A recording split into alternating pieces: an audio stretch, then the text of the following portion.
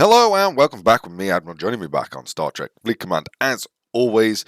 Thanks to everyone who has subscribed over the recent couple of weeks. Obviously, with it being so traumatic at the moment, with me not being able to post as many videos and stuff like that. However, I do have I have managed to have a day off. So here is your video. Hopefully, we can get another one by when I have my next day off, which is in a week and a half's time. So hopefully, we can manage something then as well. But today's video is going to be about the obviously the current arc and the way that it's panning out, and obviously a little bit of an update at the end of where I am, when I'll be back officially, and stuff like that. So hopefully you enjoy the episode. If you do, don't forget to consider subscribing to the channel, hitting that like button down below. If you want to support the channel in more than just that way, then there is obviously a PayPal link, or best way to do it is join Patreon, which again, links are provided down below. But other than that, let's crack on. So obviously we've got the current battle pass. So the current battle pass itself is pretty standard in the terms of the layout. There's 20. You probably have noticed I'm a little bit behind. That's because I missed one day. I did say, obviously, to everyone, try and do every day if you can. If you miss the odd one day, it's not the end of the world, because they do account for you being, not accruing every single day sometimes to obviously still finish the battle pass. So I will still manage to finish it, hopefully.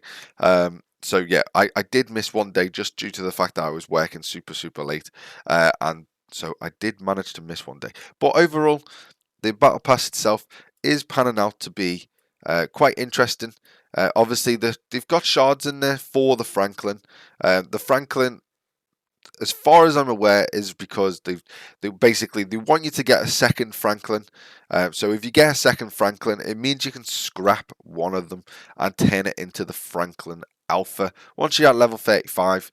So even I can't do that as of yet. But the only good thing about this battle pass is it's now accruing more credits for factions, which is absolutely amazing. That is exactly what we want to see. However, I think it should be a little bit more than that. Maybe put it up to 1,000, maybe put it to 1,200. But it's a good step it really is a good step in the right direction. I do like to see all this. I know they did this on the last couple of arcs, but I do want to see this more, and they have sort of answered my call, as well as obviously getting Jailer and stuff as well. But everything else is virtually the same. Obviously, if you get the Elite, you're going to get substantially more credits, more resources. When it comes to obviously these events, you're going to get twice that. So you're going to get double basically every single time. So it is very sort of good to get, unless it's you get an ultra tokens, which again is also good to get, because obviously officers are key to this game. But other than that, you obviously have the normal standard events, which, as you can see, I'm working my way through. I'm nearly done with it, but I am working my way through it.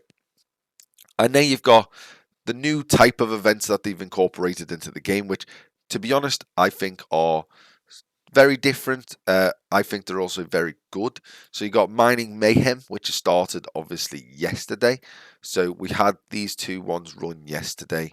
And then, as you can see, I'm not really in the run-ins, so I'm not overly fussed. But yeah, so you got mine obviously G2, G4. And then you can use bribes, which I'll show you in just a sec. And then you got risky business, and then that's just mining. It gets you a load of different credits for the independent credits, and it gets you obviously tokens. Another good thing, and then got risk to obviously reward, which gets you the actual print itself. And then a good one in the tickets, which is something that I want to see more of. And to be honest, I would just ask them to run this event every single day until the end of the arc, because this event, or these types of events, are exactly what I want to see. Because Romulan mining, which is obviously something that I do quite heavily at the moment, because I'm working towards getting Romulan vessels. But when you do it, you get an absolute butt ton of Romulan recruit tokens, and you get a fair decent amount of Romulan credits. So by the end of it, you'll get probably in the region of just over 1,000 credits, and then you'll get in the region of basically over 4,000, basically 5,000 recruit tokens, which is really good. And what you should try and do is, if you can, you should try and do all three if possible. If you can't do all three, then obviously just specialize in the one that you're working on at the time. So I've only specialized in Romulan Miner for the time being. However, if I do get the opportunity in the next 7 hours, I will go and do some of the other ones, just to get the extra credits and mainly to get the actual the officer recruitment shards as well, which is the main thing I would say. So this I would hope they run like every single day because it's really really good. As you say, they ran it yesterday as well, but I don't think it's going to run any further than today, but I wish they did.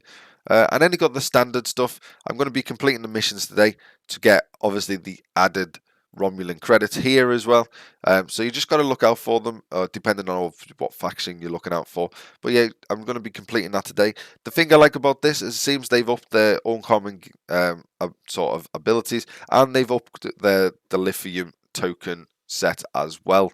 Obviously, this is going to vary depending on obviously your ops level, but overall, for me personally, they have upped them, which is good to see, and you'll get 500 obviously tokens out of that as well, which is also nice to see. The event store itself, not full of much. Obviously, you just got the side missions, which we might pick up this at some point. The reason to, well, the way to get that would be to obviously get the battle pass itself. If you go away. Oh no, maybe not. Talking crap. So they have incorporated it now in the free one, so you can unlock all 3 types of missions that you just need to get to obviously milestone 14, which is nice to see because sometimes they didn't let you all get it until you obviously had the battle pass.